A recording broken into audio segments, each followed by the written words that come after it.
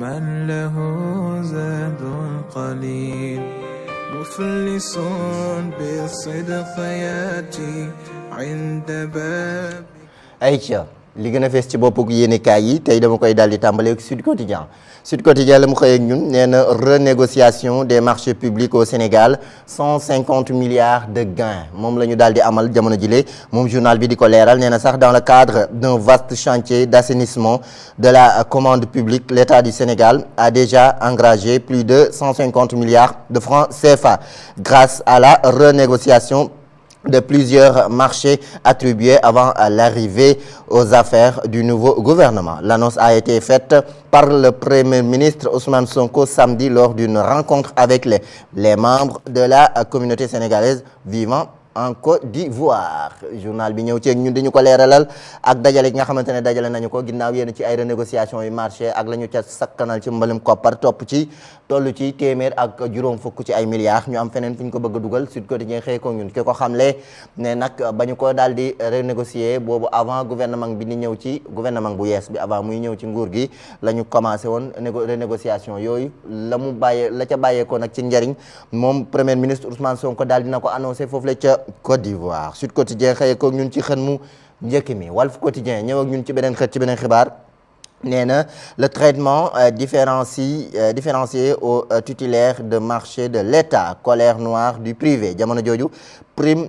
au non-respect des règles ñi nga xamante ne ñoo di privé bi ñu ngay araftu ak ñaxtu ci yenn marché ak nañu ko jagleel nañu ko taxawale ak traitement ga ñu ca gisee différence ga ca am moom journal bi ñëw ceeg ñun Walf Quotidien dañoo ko lee rek ci xën mu njëkk mi ñu dem ci beneen xët ci beneen xibaar wax ci leneen di Vox Populi moom Vox Populi dafa ñëw ak ñun ci Alioune Badara Sarr di benn cadre bu Pastef responsable foofu la ca Grand Dakar tous les blocs qui ont annoncé ne pas participer au vrai dialogue se sont fissurés bloc yi nga xamante ne ñi lëkkaloo woon yëpp ne duñu dem participer ji ci dialogue bi ci vrai dialogue bi parce que dafa am beneen dialogue bu nekk ci ginnaaw di dialogue contre dialogue bi moom nag nee na bloc yi bloqué woon yëpp ne duñu participer daal dina fissuré wu maanaam am na ay toj-toj yu fa ne am na yenn ñoo xamante ne bàyyeekoo nañ ca bloc yooyu daal di génne seen place ñëw nag bokk ci dialogue bi maanaam yenn ci ñoo xamante ne bàyyeekoo nañ ci bloc ngir ñëw bokk ci dialogue moom journal Vox Populi ñëw ci ñun ci xëtam bu njëkk en tout cas beaucoup de leurs visages et pas des moindres se sont présentés à Diamniadio aux côtés de l'écrasante majorité des acteurs politiques culturels et de la société civile moom mi le di cadre Pastef mu ngay jubilé gis na nag ñi ci ëpp daal dinañu dem bokki ji ca dialogue ba donte ne ñu ngi doon xalaat ne dañuy bloqué moom journal bi ñëw ci ñun ci xëtam bu njëkk ñu dem ci beneen xët di Le Quotidien tey la mu xëyee ñun nee na la sale astuce de Macky dafa def benn jeu de mots la sale astuce Sall mu dem jël Sall comme santam Sall comme Sall loo xamante ne dafa salte astuce bi nga xamante ne Macky daal dina ko def week-end Ibrahim à Marrakech Le Quotidien xëye ko ñun ci xëtam bu njëkk l'ancien président a pris la parole dans une des commissions moom journal bi ñëw ci ñun ak kàddoom yi nga xamante ne daal di na ko jël Le Quotidien loolu la xëye ñun ci xët mu njëkk mi Les Échos nee na l'armée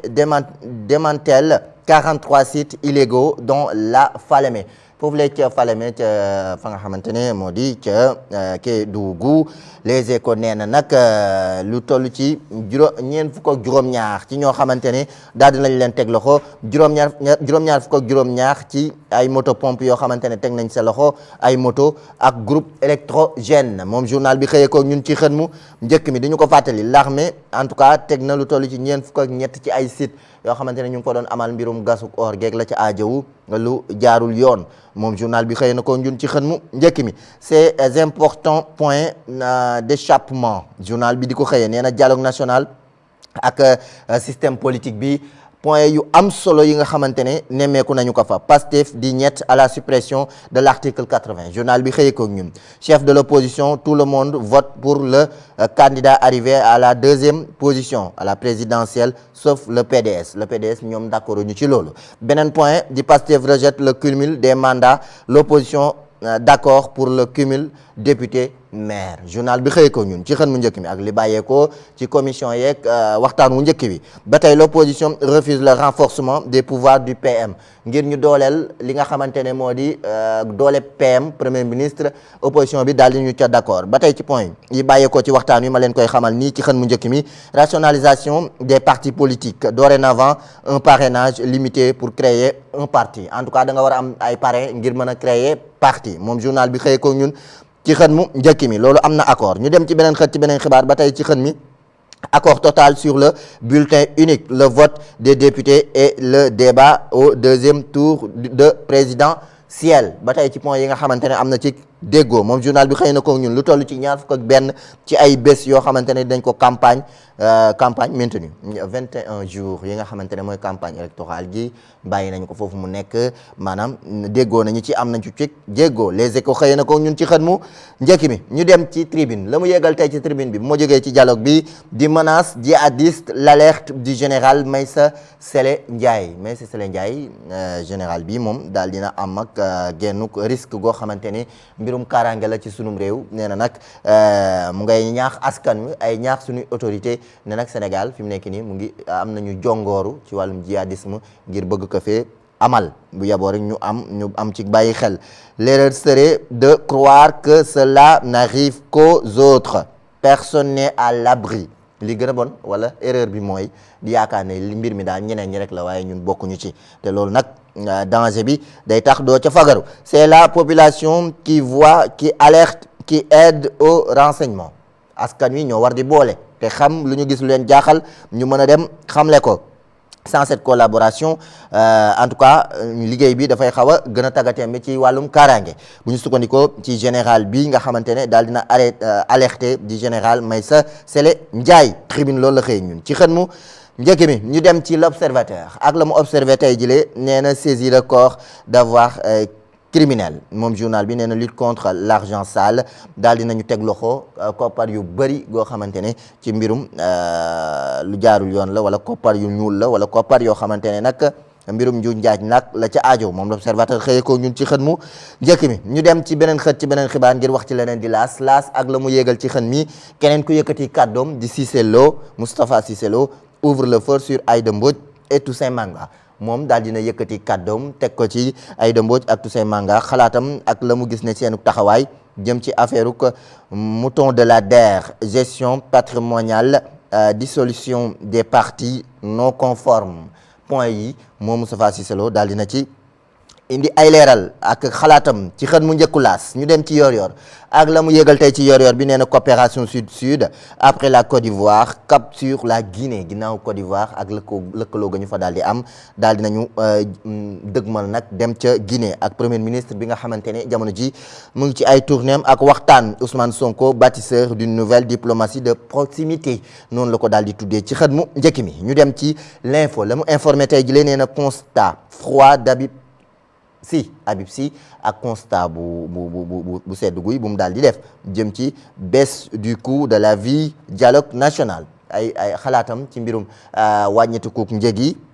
ak dund gi fi mu toll waaye tamit ak dialogue national bi la ñu ca daal di defee moom daal la mu xamle ci xalaatam mooy ne dak jamono ji baisse du coût de la vie franchement je ne le ressens pas encore suffisamment en tout cas man daal ya sentiraguma ko wàññeeku dund gi nag moom wax dëgg yàlla ñoom Pape Daouda Samba yi fi mu nekk nii dund gi tabarkàlla de waaw kay il y a waaw di kàdduy Habib Sy voilà Habib Sy moo wax li ni mel Habib Sy moo wax li ni mel le doyen Habib Sy il y a des niches dans le budget notamment dans le fonctionnement qui pourraient être mieux exploitées pour envoyer un signal fort am na nu ñu war a doxalee goo xamante ne dina mën a indi signal bu mucc ayib ci xar kanamu réew mi ak yeneen i points yoo xamante ne moom Habib Sy daal dina ko développé ci l'info ñu dem ci beneen xët ci beneen xibaar wax ci leneen le soleil tey la mu yéegal ci jant bi nee na lu toll ci téeméer ak juróom fukk ju ñu naa leen ko ci njëlbeen ci ay milliards daal dinañu ko engagé moom journal bi xëyee ko ñun Ousmane Sonko sur la renégociation des marchés publics ak fa ñu ca toll ci wàllub dajale devant les Sénégalais d'Abidjan le chef du gouvernement a réaffirmé son engagement pour la transparence. Arrivé à Conakry hier, le Premier ministre sera reçu aujourd'hui par le général Mamadi Doumbouya mu nekk aussi les Sénégalais de Guinée listent leurs doléances jamono jooju waa Sénégalais doomi Sénégalais yi nekk ca Guinée ñu ngay amal seenu liste ngir wax seeni mébét ak la ñuy xaar ci gouvernement bi ngir xaalendi en attendant moom premier ministre bu jógee Côte d'Ivoire dafa war a dem Guinée ñu dem ci direct news la mu def direct tey di chronique d'une défaite annoncée jëm ci Amadou Hott et la présidence de la BAD Banque africaine de développement vous comprenez direct news xëy ko ñun ñu tëjee ko ak wàllum tàggat yaram record ak la mu record de tey l'US Gorée repasse devant le Jaraaf li nga xamante ne moo di wàllum tàggat yaram ca Ligue 1 ba mano à mano continue diggante US Gorée ak Jaraaf US Gorée daal dina jiitu ji Jaraaf en attendant yeneen i journée yi nekk suñu kanam moom journal record daal dina ko xëyee tey ci xën mu njëkk mi looloo gën a fees ñu dem ci tribune sport balaa maa tëj balaa ma kàndar kap tribune nee na cette fois-ci ce n'est pas un rêve pour les Parisiens qui ont décroché le premier étoile la Ligue des Champions ouais ils l'ont fait voilà ils l'ont fait les Parisiens voilà jël nañu raw gàddu gi Ousmane Dembélé élu logiquement joueur de l'année moom mii di Ousmane Dembélé tribune sport loolu la xëy ñun ne le Paris Saint-Germain décroche sa première Ligue des Champions bu njëkk nopp yu guddi yi ku bu nopp yu guddi yi bii mooy première fois Paris daal di ko yëkkati moo tax démb de xam naa ne démb moom feetu nañ dëgg démb moom jubilé na cool yi dina gën a bëri waaw yekk ñoo bëri coow ñoom soxna Koor Kaba Adja soxna Koor Kaba depuis Paris ñu ngi koy nuyu baax di ko ziyaara bu Serigne Babacar Sy soppee Serigne Babacar Sy boobu ñu ngi koy nuyu baax di ko ziyaara non yow bokkoo ci parisien yi ñu bëri coow yow moom amoo coow waay wallaay ndeysaan waaye les parisiens yooyu noonu fi mu nekk nii Marseille yëpp mer nañu waaw juba jële sa micro Pape Daouda mais lépp da ngay war ni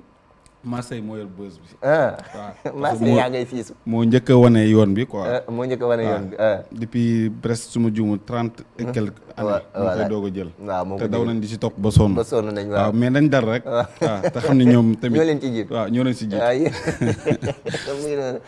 c'est le Marseillais qui parle moo tax vous comprenez voilà dañu ko accepter rek li ñu naan qui va noyer son chien l'accuse de rage donc nag mu ngi noonu en tout cas Paris yëkkati na ko. ñoom parisiens yi ñoom Mame Omar Ndiaye yaa Seydi tabarkàlla Babacar Kane sa DG mu ngi jibile ñoom les parisiens voilà ñoom góor gi Malick Niang les parisiens mu ngi noonu tribune en tout cas sport loolu la xëyee ñun ci xën mu njëkki mi ak seen Ligue des champions ga ñu daal di gàddu gis ngeen ko noonu déjà def na entrée en matière gëjoon nañu ko gis ñu nuyu la ziyaara la Pape Daouda Samb ça va na nga def mbaa